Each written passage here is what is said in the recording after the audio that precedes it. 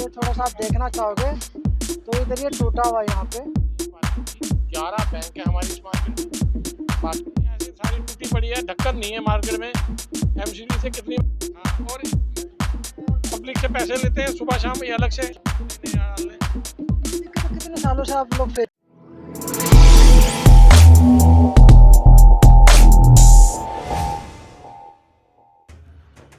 नमस्कार, मैं विजय कुमार पुनिया के अंदर B1 की मार्केट है। देख सकते हैं B1 की मार्केट है, डीजे का कॉम्प्लेक्स है और काफ़ी बड़ा कॉम्प्लेक्स है। यहाँ पे बैंक्स भी है, दुकानें भी है, केमिस्ट की दुकान भी है, शॉप्स भी है।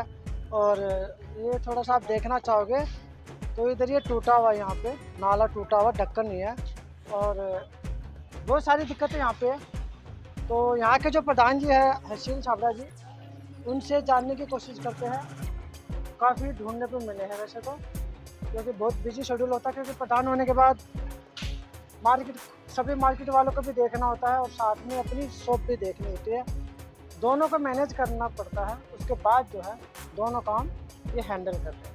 तो प्रेसिडेंट साहब यहाँ पर मौजूद है, हसीन छाबड़ा जी, जानने की कोशिश करेंगे उनसे कि इस मार्केट में क्या क्या दिक्कतें हैं और किन किन दिक्कतों का सामना तमाम जितनी भी यहाँ पे दुकानें उनको सामना करना पड़ता है और क्या क्या परेशानी। उसके अलावा जो रक्षाबंधन आ रहा उनकी भी इनके माध्यम से शुभकामनाएं आप लोगों तक भेजेंगे, क्योंकि ये प्रधान है B1 कम्युनिटी सेंटर, पूरी मार्केट के प्रधान है और 100 से भी ज़्यादा दुकानें यहाँ पे है जिनके एज ए प्रेसिडेंट के तौर पर ये हैंडल करते हैं।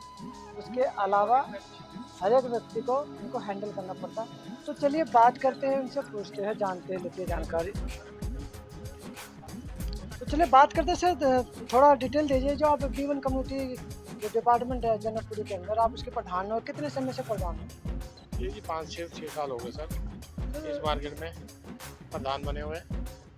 और मेरे को सर ये कहना है कि मैं सबसे पहले रक्षाबंधन की आने वाले समय में सब भाई बहनों को इसका अभिनंदन करता हूँ और सबको मैं कहता हूँ सबके परिवार में खुशी रहे, सब मिलकर त्यौहार मनाएं। और मेरा सबसे पहले तो ये है कि सबसे बड़ी शिकायत है इसमें, एक तो हमारी मार्केट में एमसीडी का कोई काम नहीं होता, सारे हार्वेस्टिंग पॉइंट बंद पड़े हैं, नालियों के ड्रेन सारे हमारे बंद पड़े हैं।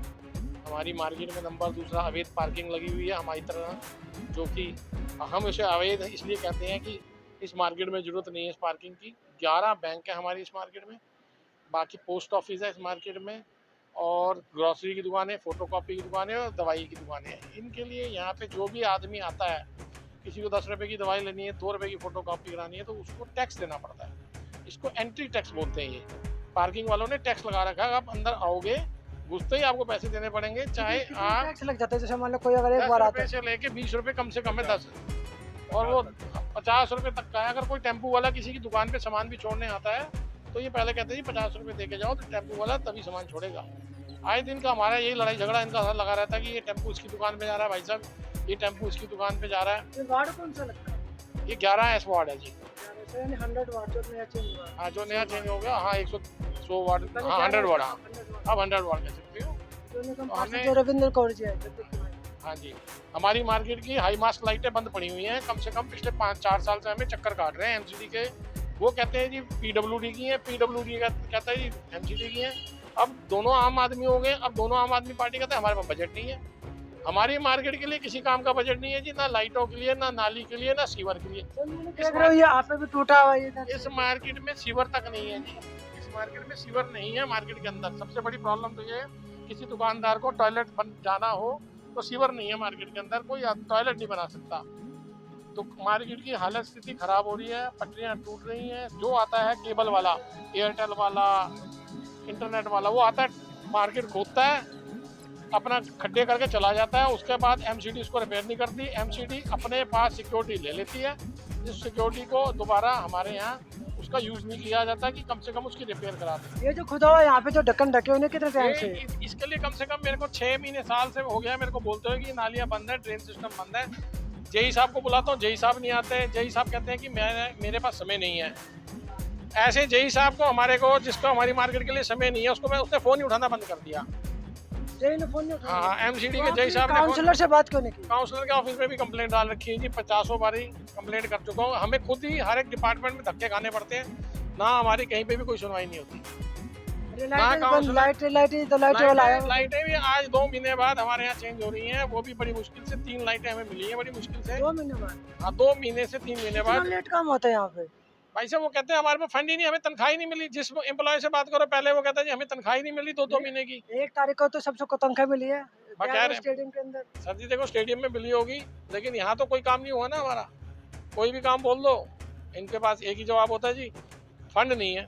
अरे फंड नहीं है तो भाई तुम लोगों ने चुने हो, चुनाव लड़ा है, सब जीते हो, कुछ तो सुनोगे किसी की सुनवाई। ये हालत हो रखी है मार्केट के सामने, नाला देखो, नाली भरी रहती सारा दिन, कोई ऐसी सारी टूटी पड़ी है, ढक्कन नहीं है मार्केट में।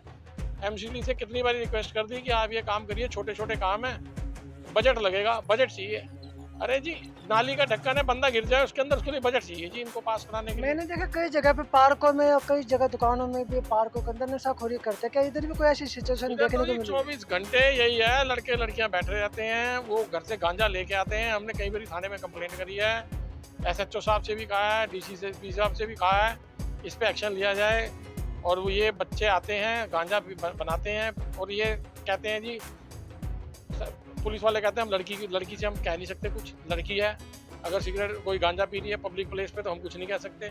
मतलब पुलिस वाले कहते हैं हाँ बात जी, नहीं कह सकते जी, हमने वीडियो बना के भेजी है। कहते हैं हम किसी लड़की को कह नहीं सकते, हमारे पास लेडी कांस्टेबल नहीं है, हमारे पास स्टाफ नहीं है।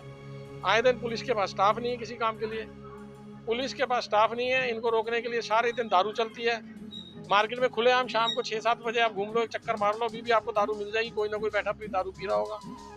टेबल सीसीटीवी कैमरे लगे हैं मार्केट में? लगे हुए हैं, सरकारी नहीं लगे जी, सरकारी कुछ नहीं लगा जी। सरकारी तो यहाँ पे मैं कह रहा हूँ ये नाली नहीं ठीक हो पा रही सरकार से, तो सीसीटीवी कैमरे तो बड़ी दूर की बात रही।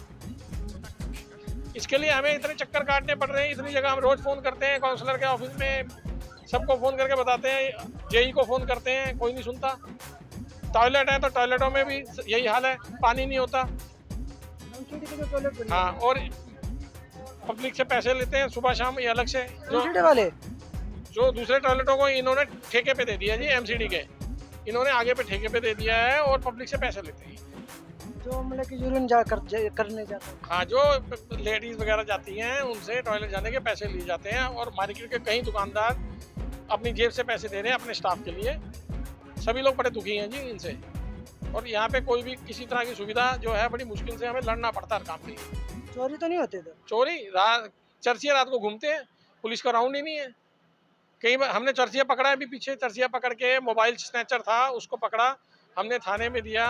उसके बाद उस मोबाइल को छुड़ाने के लिए हमें कोर्ट में जाना पड़ा, कोर्ट के चक्कर काटे, अलग से हमने 2000 रुपये वकील को फीस दी, तब जा कर के जिनका मोबाइल छीना गया, हमारे एक रिक्शे वाले हैं उनका मोबाइल छीना गया, चोर को हमने पकड़ के दिया है, चोर को पकड़ के इनके हाथ में दिया है। उसके बावजूद भी हमें कम से कम 2 दिन कोर्ट में चक्कर काटे हैं मोबाइल को लेने के लिए, 5 बारी थाने में चक्कर काटे हैं।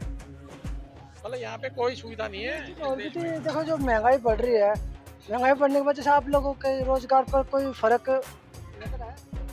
महंगाई बढ़ने से छोटे दुकानदार मर गए जी, बड़े दुकानदार जो हैं या तो बड़े बड़े स्टोर चल रहे हैं या ऑनलाइन काम चल रहा है, किसी चीज़ पे कुछ है ही नहीं, पाबंदी है ही नहीं। छोटा दुकानदार कहाँ जाएगा? यहाँ तो जो भी आता है मजबूरी में आता है, बस सामान लेने, बहुत मजबूरी होती है, वरना तो पार्किंग वाला ही नहीं उसको ना आने देता। पहले तो एंट्री टैक्स है इस पे, पार्किंग वाला ही नहीं छोड़ता पहले किसी को भी।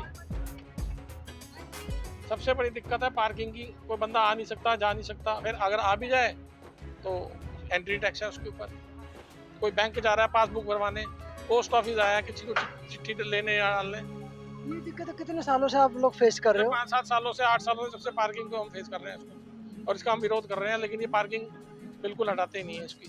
तो काउंसलर और विधायक को क्या कहना चाहोगे? काउंसलर विधायक कुछ नहीं कहते जी, वो कहते हैं जी करेंगे देखेंगे, करेंगे देखेंगे, करेंगे देखेंगे भी चल रहा है सारा कुछ, करेंगे देखेंगे भी चल रहा है, होता कुछ नहीं जी। बस सभी ये कहते हैं हम आएंगे देखेंगे करेंगे।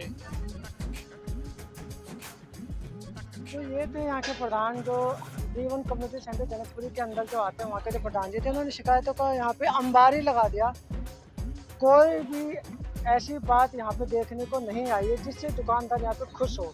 क्योंकि प्रधान को सारी बातें पता था, क्योंकि सभी दुकानदार प्रधान को रिपोर्ट करते हैं और सारी बातें उन्हीं को बताते, तो उन्हीं के जरिए हमने जानने की कोशिश की। उसके अलावा रक्षाबंधन भी आ रहा है, तो रक्षाबंधन की बधाई भी उन्होंने आप सब लोगों को, पूरे देश भर के लोगों को दी है कि आप लोग मिलकर रहे। और हाँ, अपने क्षेत्र में, अपने पड़ोस में, अपने आसपास ध्यान भी रखें, पड़ोसियों का भी ध्यान रखें, अपना भी ध्यान रखें, मिलजुल कर रहे। और कोई भी दिक्कत अगर आती है तो पड़ोस के थाने में जाकर मदद मांगे। इन्होंने मदद मांगी थी लेकिन हुई नहीं, शायद क्या पता वीडियो देखने के बाद अब सुनवाई हो जाए। तो मैं विजय कुमार पुनिया, विकेपी टाइम न्यूज़ से मुझे दीजिए इजाज़त। धन्यवाद।